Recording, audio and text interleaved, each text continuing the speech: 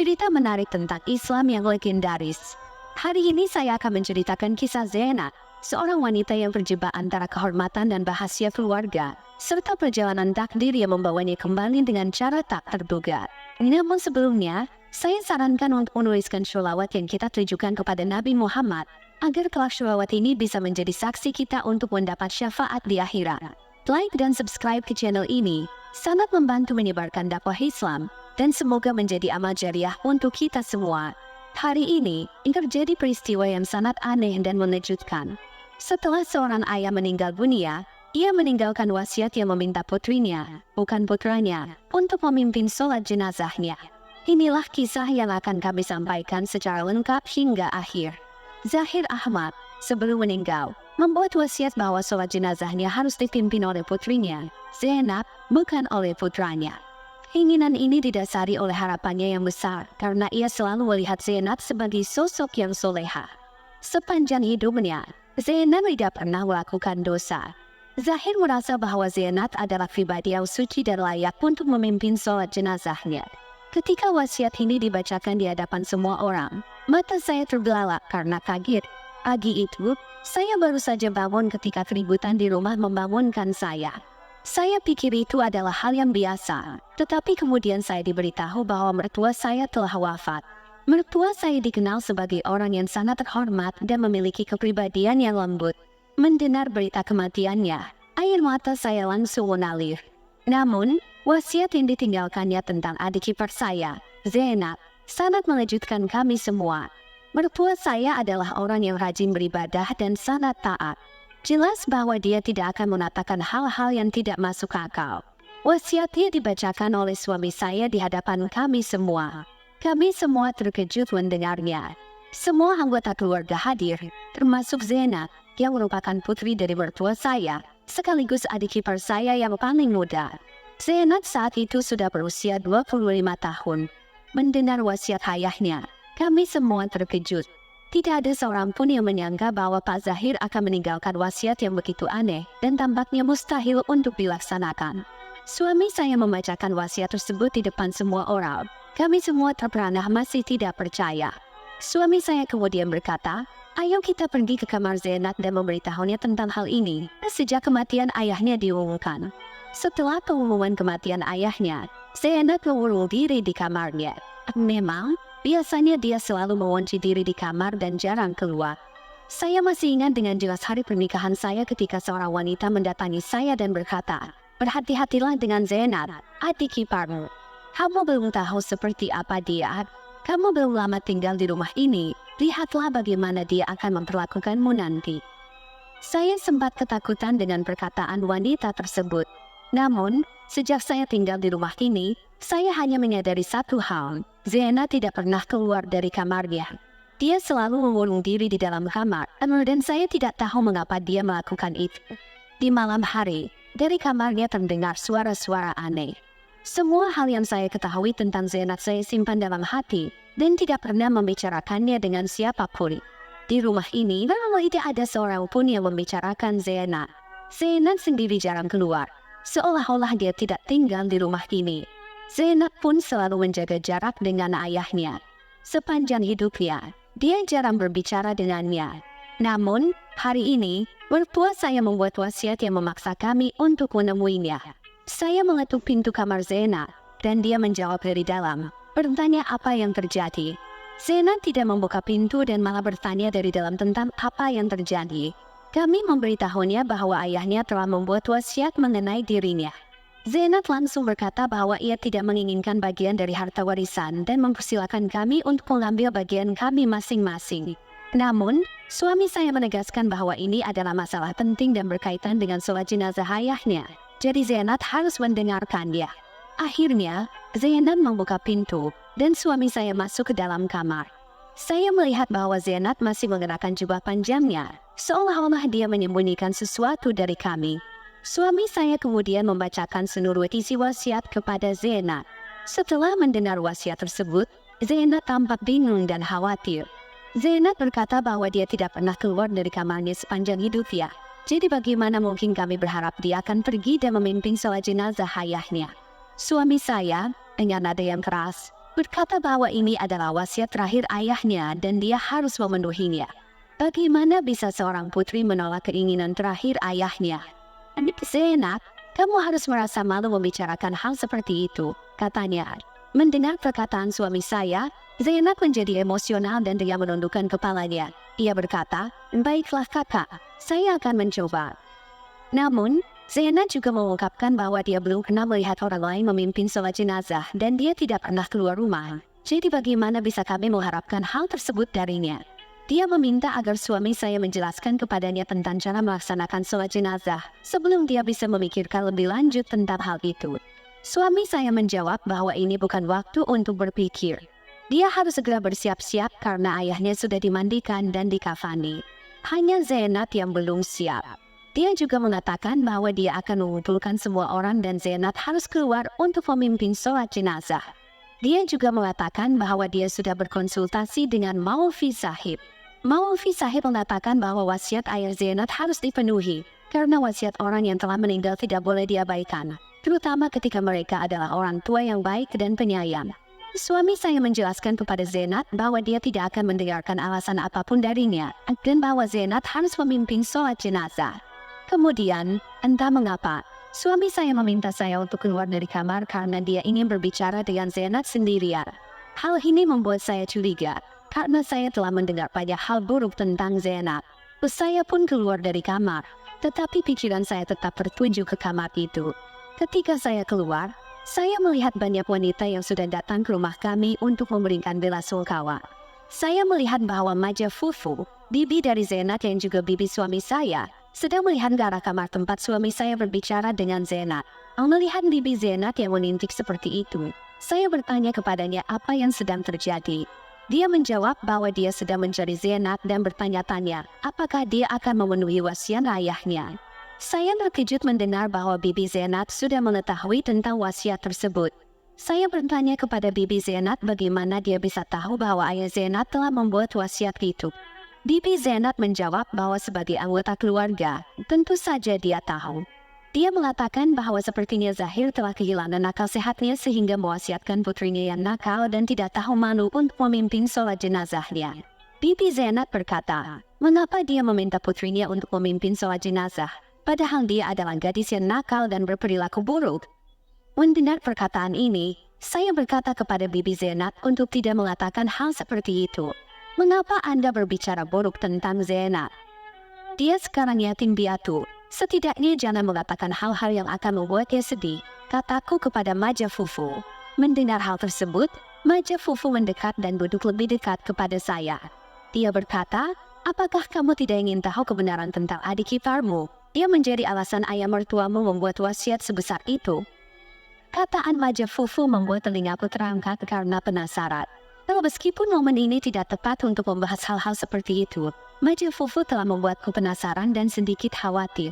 Sepertinya dia memiliki rahasia besar yang ingin dia sampaikan. Dia lalu berkata padaku, ayo, kita ke atap, dan aku akan menunjukkan sesuatu padamu dan menceritakan seluruh kisahnya. Setelah mendengar itu, rasa penasaranku semakin memuncak. Maja Fufu mengatakan bahwa jika aku mengetahui semua perbuatan Zeynep, aku akan berpikir bahwa memimpin sholat jenazah adalah hal terakhir yang harus dipikirkan. Bahkan berbicara dengan Zeynep pun tidak seharusnya dilakukan. Apa yang dipikirkan Zahir saat membuat wasiat tentang putrinya ini? Menurutku, semua ini hanya kebohongan. Ini semua adalah tindakan yang disengaja oleh adik iparmu, lanjut Maja Fufu. Aku semakin terkejut mendengar perkataannya. Namun, aku bertanya-tanya, apa keuntungan Zeynep dari semua ini? Oh, Zeynep hanya menghabiskan waktu di kamarnya sepanjang hari. Justru itulah keuntungannya, jawab Maja Fufu. Dia selalu berada di kamarnya. Entah apa yang dia lakukan di sana, sementara orang-orang menganggapnya sangat soleh. Ayahnya bahkan menyebut namanya untuk memimpin sholat jenazah. Ayahnya menulis dalam wasiat bahwa Zeynep adalah putri yang suci. Dia ingin sholat jenazahnya dipimpin oleh putri solehnya. Sekarang, pikirkan sendiri, apa maksud dari semua ini? Tidak ada ayah yang memuji putrinya sebanyak itu tanpa alasan. Dan kau bahkan tidak tahu tentang ibunya. Maja Fufu lanjutkan, ibunya sangat menjijikan. Aku bahkan malu untuk memberitahu. Aku bahkan tidak bisa meludahi gadis seperti itu. Aku sangat terkejut mendengar cerita dari Maja Fufu, tetapi aku tidak bisa menahan rasa penasaranku untuk mendengar cerita lengkapnya. Aku bertanya kepada Maja Fufu, apa yang sebenarnya Anda pikirkan tentang Zenat? Apakah dia benar-benar seburuk itu? Wanita-wanita di desa juga membicarakannya dengan cara aneh. Apakah Anda juga berpikir demikian? Maja Fufu menjawab, iya, aku 100% yakin. Sebenarnya, biar ku ceritakan kejadian yang kulihat sendiri. Ini terjadi sekitar 8 tahun yang lalu. Saat itu, Zenat masih berkuliah dan melanjutkan pendidikannya. Kami sempat mengajukan lamaran untuk Zenat agar dia menikah dengan putraku, karena aku memang menyukainya sejak awal. Dia begitu cantik, siapapun yang melihatnya pasti terpesona oleh kecantikannya. Putraku juga tergila-gila padanya. Suatu hari, aku berkata padanya bahwa aku akan membawa cincin pertunangan ke rumahnya. Zenat setuju dan tampak senang. Ku pun ikut senang karena anak-anak saling menyukai dan aku juga bisa menjalin hubungan yang lebih kuat dengan keluarga Zahir. Aku membawa lamaran dari rumah ini ke rumah mereka, dan mereka menerimanya. Aku bahkan memasangkan cincin pertunangan pada jari Zenat. Aku mulai menganggapnya sebagai milikku sendiri. Namun, suatu malam, dari rumah mereka terdengar suara teriakan yang menggema. Teriakan itu membuatku khawatir dan segera pergi ke rumah mereka untuk mengetahui apa yang terjadi. Suara teriakan dari dalam rumah sangat keras, sehingga membuat saya bergegas menuju rumah mereka. Namun, meskipun sudah meletup pintu berkali-kali, pintu tidak juga dibuka.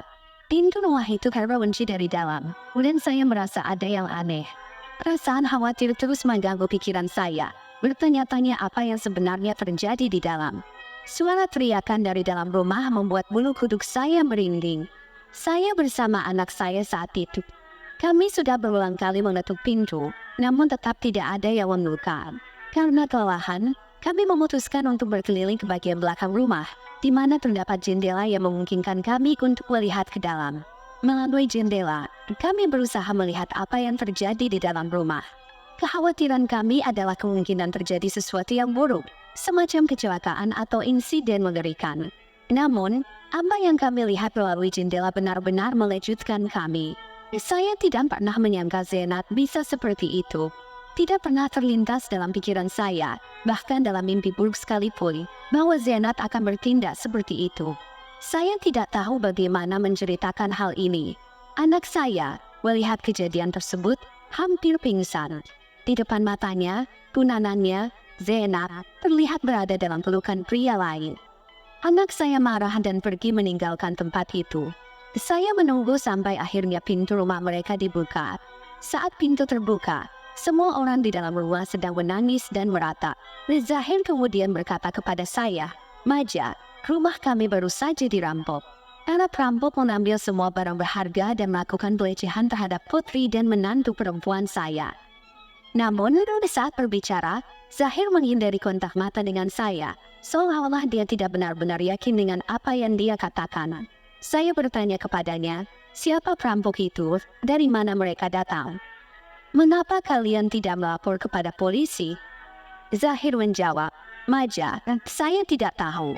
Mereka datang dengan wajah tertutup, menjarah kami, dan pergi begitu saja. Apa yang bisa saya katakan? Zahir terus menghindari tatapan saya, tanpa tidak tertarik untuk membahas lebih lanjut. Dia memiliki keyakinan yang buta pada putrinya.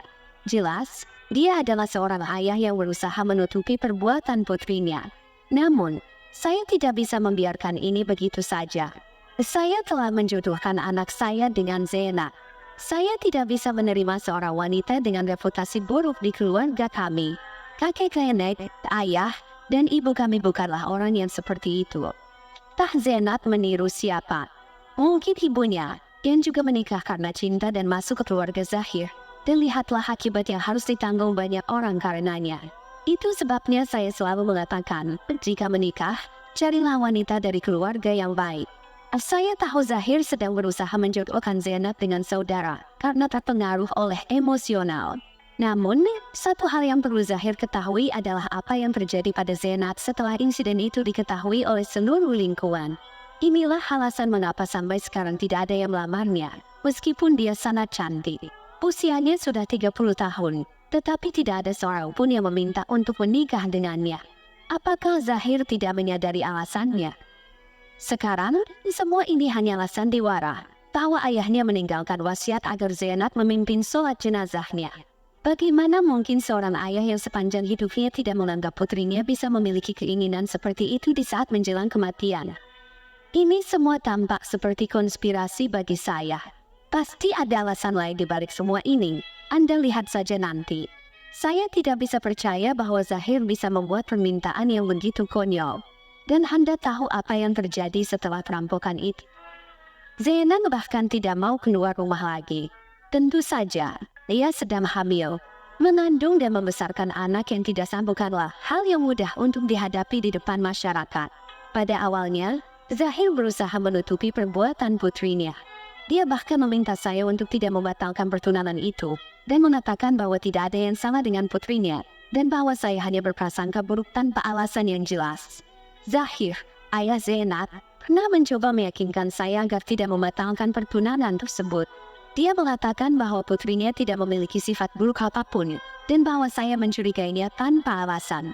Bagaimana mungkin saya tidak curiga setelah apa yang saya saksikan dengan mata kepala sendiri? Seiring berjalannya waktu, Zainab semakin membuat ibunya khawatir. Beberapa hari kemudian, ibunya mengirim Zainab untuk tinggal bersama kakak perempuannya. 7 bulan kemudian, Zainab kembali ke rumah. Keadaannya sudah sangat berbeda. Seolah-olah dia kembali setelah melakukan dosa besar. Tidak ada lagi kepolosan di wajahnya. Zainab yang dulu sudah tidak ada lagi. Setelah itu, dia mulai tinggal di rumah. Beberapa waktu kemudian, Zainab mulai membaca Al-Quran dan bahkan mengajar anak-anak di lingkungan tersebut. Namun, saya mengetahui segala hal tentang gadis ini. Saya tahu ini semua hanya sandiwara. Sekarang, dengan semua drama tentang ayahnya, saya tidak tahu apa yang dia coba buktikan. Mendengar semua cerita dari Maja Fufu, saya merasa sangat terkejut. Saya tidak pernah tahu begitu banyak tentang Zainab. Saya bangkit dan pergi dengan diam, lalu berbicara dengan suami saya mengenai apakah Zainab benar-benar mau memimpin sholat jenazah atau dia hanya berpura-pura. Suami saya tidak mengatakan apa-apa, hanya meminta saya untuk diam. Melihat suami saya marah, saya menjadi takut dan tidak mengerti apa yang membuatnya begitu marah. Saya memutuskan untuk bertanya langsung kepada Zainab dan pergi ke kamarnya. Namun, dia mengunci pintu kamarnya dari dalam. Saya meletup pintu dan Zainab membukanya. Dia keluar dengan mengenakan abaya. Dia berkata, "Kakak ipar, saya sudah siap untuk memimpin sholat jenazah ayah. Saya sudah mempersiapkan diri sepenuhnya. Saya sudah tahu bahwa ayah akan melakukan sesuatu seperti ini, tetapi saya tidak menyangka dia akan mengambil langkah sebesar ini." Terlepas dari semua ini, Zainab tampak seperti wanita yang berbeda sekarang. Saya sama sekali tidak merasa kasihan padanya. Dia tampak baik-baik saja, tidak emosional, dan tidak meneteskan air mata sama sekali. Saya merasa heran bahwa ada orang yang tidak terpengaruh oleh kematian orang tua mereka. Dalam hati, saya berpikir betapa kami sangat mencintai orang tua kami. Saya bertanya kepada Zainab, "Apakah kamu tidak merasa sedih atas kematian ayahmu?" Dia menjawab, "Saya juga sangat mencintai ayah saya." Itulah alasan saya setuju dengan permintaan aneh ini. Jika orang lain berada di posisi saya, mereka mungkin tidak akan pernah setuju. Saya hanya setuju karena cinta saya kepada ayah. Kamu tahu bagaimana reputasi saya di lingkungan ini. Saya bahkan tidak pernah keluar rumah. Perkataan Zainab membuat saya marah. Saya melihat dia mengenakan cadar. Saat itu, suami saya berkata kepada Zainab bahwa dia harus melepas cadarnya. Zainab menjawab, "Apa maksudnya kakak? Apakah saya harus pergi tanpa cadar di depan begitu banyak pria?" Suami saya berkata kepada Zainab, "Jika kamu ingin memenuhi wasiat ayah, maka kamu harus melakukannya. Ayah menulis dalam wasiat bahwa kamu tidak boleh menutupi wajahmu. Tinggalkan wajahmu terbuka dan pimpinlah sholat jenazah ayah." Suami saya menatap Zainab dengan tegas. Wajahnya tampak pucat. Sekarang, saya pun mulai curiga mengapa dia tidak mau keluar.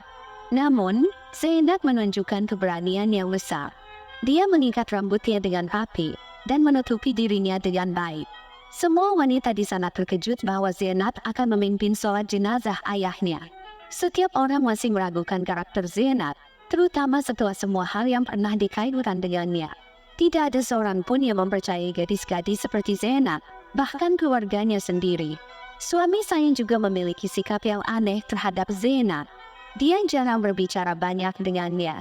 Namun, sejak ayahnya meninggalkan wasiat, sikap suami saya berubah. Ketika Zainab keluar rumah, orang-orang mulai membicarakannya lagi, mempertanyakan apa yang akan dia lakukan selanjutnya dan bagaimana dia mungkin menggoda para pria. Para wanita di lingkungan mulai berbicara berbagai hal tentang Zainab. Banyak wanita yang tidak menyukai Zainab, sebagian besar karena Maja Fufu telah membeberkan kejelekan Zainab terkait putranya. Menjelang malam ketika jenazah sudah dikuburkan, suami saya membawa Zainab kembali ke rumah.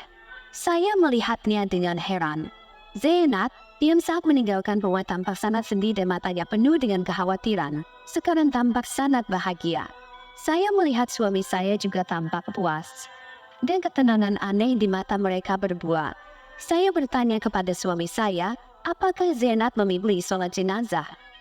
Dia menjawab bahwa tidak ada kesempatan untuk itu. Saya terkejut dan bertanya, mengapa tidak? Apa yang sebenarnya terjadi? Suami saya menjelaskan, bukankah saya sudah bilang bahwa wasiat ayah tidak dibuat tanpa alasan? Hari ini, kami akhirnya memahami kebijaksanaan besar di balik wasiat itu. Saya tidak pernah membayangkan seorang ayah bisa berpikir sejauh ini untuk anak-anaknya. Sekarang kalian semua bersiap-siaplah di rumah. Sebulan lagi, Zainab akan menikah. Kami telah menemukan pasangan yang cocok, dan pembicaraan sudah selesai. Saya menatap suami saya dengan heran. Saya benar-benar tidak percaya apa yang baru saja dia katakan. Bagaimana bisa Zainab menikah? Anda tidak pernah menunjukkan lamaran kepada siapapun atau mengundang orang ke rumah. Bagaimana Anda bisa mengatakan ini? Mendengar pertanyaan saya, suami saya menjawab, ayah telah menyelesaikan semua ini. Ayah sudah merencanakan yang terbaik untuk putrinya. Kamu tahu dengan siapa dia akan menikah dan mengapa. Tetapi mengapa saya harus memberitahumu? Kamu adalah wanita yang berniat buruk. Kamu tidak pernah mengucapkan kata-kata baik tentang saudara perempuanku. Dan tidak pernah berpikir baik tentangnya. Saya akan menyiapkan pernikahan saudara perempuan saya sendiri. Sikap suami saya membuat hati saya sakit. Tetapi saya diam karena saya tidak mengerti apapun yang sedang terjadi. Saya bertanya kepada semua orang apakah Zainab memimpin sholat jenazah, tetapi tidak ada yang memberi saya jawaban pasti. Mungkin tidak ada yang tahu tentang itu. Suami saya menolak memberitahu saya apapun. Dia hanya mengatakan kepada saya untuk mempersiapkan pernikahan Zainab. Saya akan menikahkannya, dan dia akan pergi dari rumah ini dan membawa rumah tangganya sendiri dengan terhormat, katanya. Saya mulai mempersiapkan pernikahan Zainab. Tetapi Maja Fufulah yang kembali mengingatkan saya akan kebenaran dan kenyataan. Bagaimana dia berada di kuburan pada saat itu dan melihat Zainab menghadiri pemakaman ayahnya. Dengan penuh penyesalan, Maja Fufu memberitahu saya, aku telah membuat kesalahan besar. Pada hari itu, Maja Fufu mengakui bahwa dia tidak melihat seluruh situasi dari sudut pandang yang berbeda. Dia menganggap dirinya benar. Dan tidak menyadari bahwa pria yang dia lihat bersama Zainab adalah suaminya sendiri. Pria itu adalah Aslam, dan dengannya lah Zainab diam-diam telah menikah. Zainab tidak pernah menyebutkan pernikahannya, karena dia takut kepada ayahnya yang memiliki wibawa dan kekuasaan yang besar. Orang yang menjadi alasan kami membatalkan pertunangan itu sebenarnya adalah suami Zainab sendiri. Orang tua Zainab menolak mengakui pernikahan ini untuk menjaga kehormatan mereka dan memaksa Zainab untuk menikahi putra Maja Fufu. Aslam, pria yang dinikahi Zainab, adalah seorang yang sangat kaya dan tertarik kepada Zainab karena kecantikannya. Namun, dia juga memiliki niat untuk membalas dendam karena Zainab tunduk kepada kehendak orang tuanya dan menolak untuk bersamanya secara terbuka. Meskipun demikian, Aslam juga merupakan pria yang berasal dari keluarga terhormat dan dia tidak meninggalkan Zainab. Dia berharap bahwa hubungan mereka suatu hari akan diterima oleh keluarga demi anak mereka. Kesalahan terbesar adalah dari orang tua Zainab yang memberikan tekanan mental padanya, sehingga merampas kebahagiaannya seumur hidup dengan memisahkannya dari anak dan suaminya. Zainab menahan semua tuduhan dan tidak pernah membuka mulutnya kepada siapapun. Dia tidak pernah memberitahu orang bahwa pria yang datang ke rumahnya adalah suaminya sendiri. Ketika mendengar kabar kematian ayah mertuanya, Aslam datang ke pemakaman. Melihat istrinya di depan semua orang, dia tidak bisa menahan diri. Dia meminta maaf kepada Zainab dan bersujud di kakinya, mengatakan bahwa dia siap menerimanya kembali. Zainab mungkin sudah melupakannya, tetapi mungkin melihat Zainab di pemakaman ayahnya membuat Aslam merasa menyesal. Aslam akhirnya menerima Zainab kembali sebagai istrinya. Maja Fufu memberitahu saya tentang kejadian yang terjadi di pemakaman dan mengatakan bahwa inilah alasan suami saya meminta saya untuk mempersiapkan pernikahan Zainab.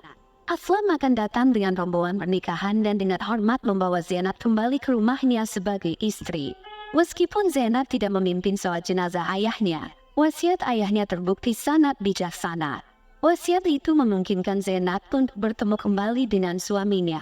Benar adanya bahwa orang tua tetap memikirkan anak-anak mereka, bahkan saat menjelang kematian.